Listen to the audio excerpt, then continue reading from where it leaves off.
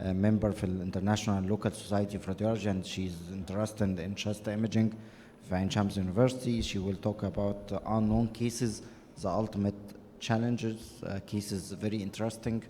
ممكن ثواني بس، ثواني حد اي تي.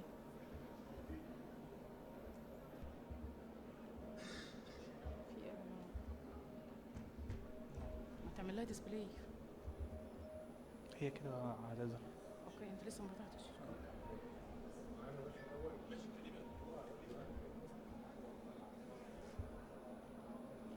شكرا.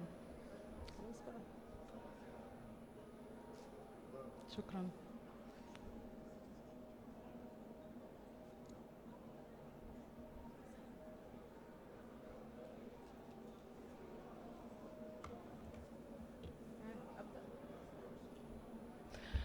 Thanks, chairpersons and the audience. I'm going to present some interesting cases, unknown cases, the ultimate challenge, presented by me, Rania Rafaat, Professor of Diagnostic Radiology Intervention and Nuclear Imaging, Faculty of Medicine, Ain Shams University, Cairo, Egypt. Here, this is a 22-year-old male patient presented with cough and fever of 37.5. This is axial lung window setting image showing multiple air dissecting into the lower neck on both sides, extending to involve the superior mediastinum, as we see, surrounding the great vessels.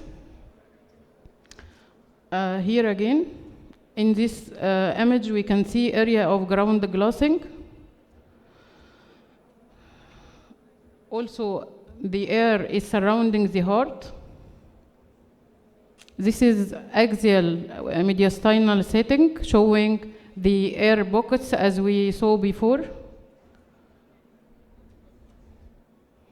Here surrounding the great vessels again. So here again surrounding the superior mediastinal vessels. So our diagnosis was pneumomediastinum with subcutaneous emphysema at the anterior and both lateral neck regions, with bilateral patchy areas of ground glassing. In view of patient's clinical history, COVID-CoRAD4 is to be considered. After exclusion of esophageal and tracheobronchial causes, spontaneous pneumomediastinum with surgical emphysema as a result of vigorous exercise, Hamann syndrome or Macklin syndrome is to be considered. Hamann syndrome is most commonly asymptomatic. Presenting symptoms sometimes include non-specific chest pain, dyspnea, dysphonia, or subfebrile temperature. The Macklin effect refers to the interstitial emphysema tracking into the mediastinum along the bronchovascular interstitium. Interestingly, there is something called Hamann sign. It's a spontaneous synchronous rasping sound due to the pneumomediastinum, due to pneumopericardium. The clinical course is usually self-limiting and with management is as conservative. Another case, 58-year-old female patient with cough and fever of 4 months duration. Here we can see some nodules having periphyseal distribution, and some of them are subpleural. This is the coronal reformatted images. And here we can see again mediastinal axial image showing multiple mediastinal lymph nodes, pretracheal, retrocaval, prevascular aortic space, aortopulmonary window, and both hilar with luminal attenuation. Here again some nodules with the sagittal bone window setting showing mottled appearance of the spine. So the findings are multiple pulmonary nodules scattered throughout both lungs having bronchovascular, fissural, and subpleural location, multiple enlarged lymph nodes, mediastinal and hilar, with luminal attenuation, causing some areas of ground glassing. So our diagnosis was sarcoidosis. However, lymphoma is to be considered for further management as clinically appropriate. Sarcoidosis is non-caseating granuloma with multi-system disease, have many affections, system affection, pulmonary and mediastinal manifestation are common. Also, it affects heart, MSK, head and neck, CNS, abdominal, and cutaneous. Most commonly occurs between 20 to 40, and pulmonary as mediastinal involvement is extremely common. Clinical diagnosis or clinical presentation depend on the system affected, and diagnosis should be combination of clinical and radiological manifestation. Symmetrical hilar and mediastinal lymphadenopathy occurs in more than 75. Wide spectrum of pulmonary lung changes as we saw. The micronodules have perilymphatic spread, pleural effusion usually small and usually resolve. Perilymphatic either as we saw as a central bronchovascular distribution or peripheral, fissural and subpleural. Gerland triad is also known as 1, 2, 3 sign, right paratracheal, right hilar, and left hilar lymph node affection. Nodes to be differentiated from nodes of lymphoma. In lymphoma, lymphoma tend to abut the cardiac silhouette, but in sarcoidosis, it tend not to abut the cardiac silhouette. Calcification, usually it have distribution which is eggshell calcification in 5%, and it occurs up to 20% of intrathoracic lymph node. There is 5 stages. The stage 0 is normal. Stage 1, hilar or lymph nodal affection only, whether hilar or mediastinal. Stage 2, nodal and parenchymal. Stage 3, parenchymal only. Stage 4, it ends with pulmonary fibrosis.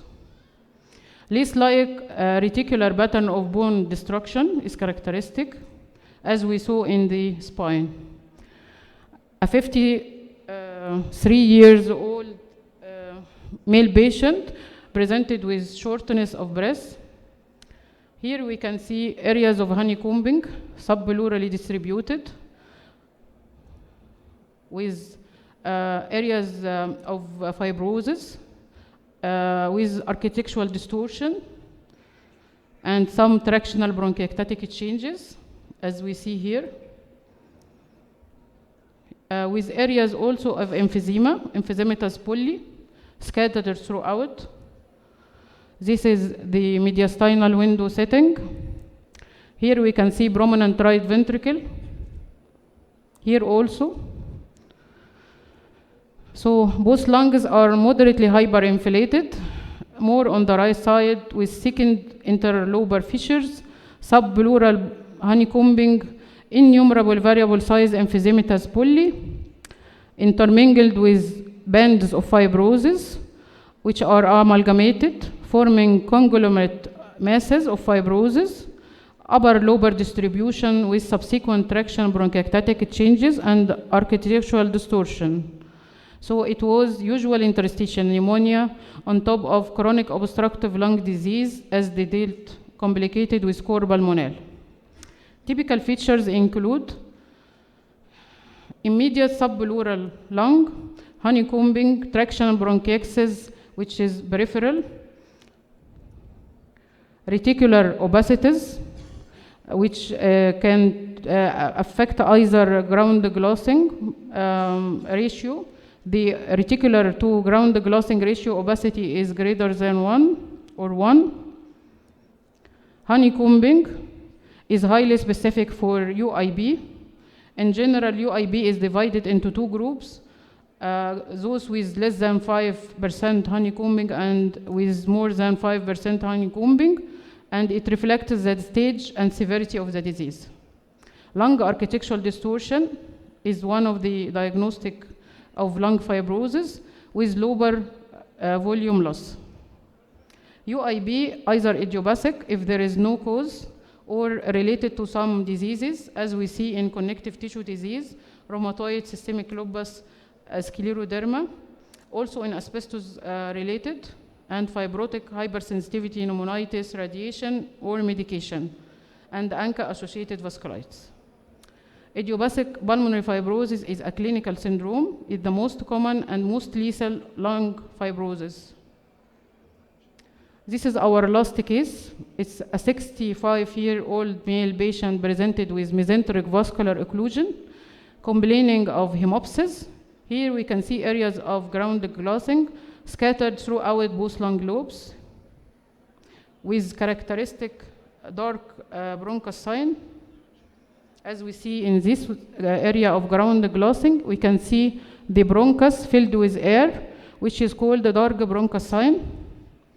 This is the coronal reformatted image showing the area of ground glassing scattered throughout. So bilateral scattered areas of ground glassing. In view of patient clinical history of hemoptysis, alveolar hemorrhage is to be considered.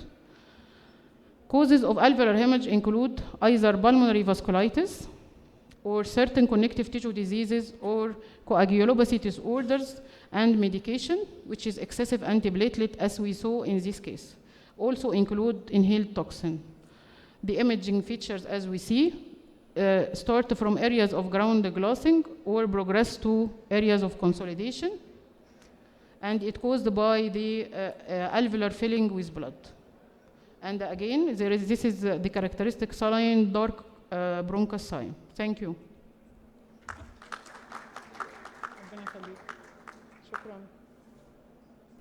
يعني very nice cases. I think أنا عارف كمان الدكتورة رانيا وهي بتحضرها، فدي a daily case. يعني دي مش حاجات من النت أو حاجة. This is a daily practice cases. يعني I hope إنها تكون مفيدة لحضراتكم إن شاء الله. نرجع بقى للدكتور يوسف. الحمد لله التكنيكال ايشو اتحل.